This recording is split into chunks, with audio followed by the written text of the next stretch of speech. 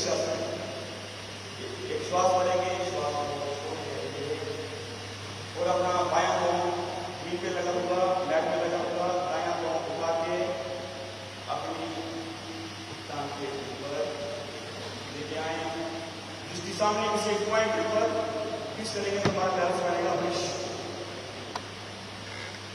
1 2 3 4 5 6 7 8 9 10।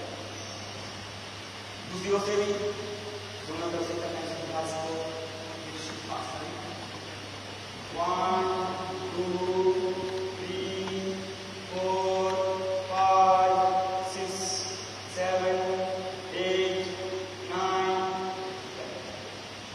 वृक्षासन के बाद पादहस्तासन, जहां से हाथों को ऊपर ले आएंगे और अपने वेस्ट से कमर से बॉडी ऊपर दोनों स्ट्रेच करते हुए श्वास को बाहर छोड़ते हुए पादहस्तासन।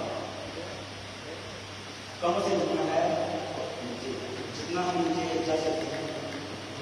1 2 3 4 5 6 7 8 9 10। श्वास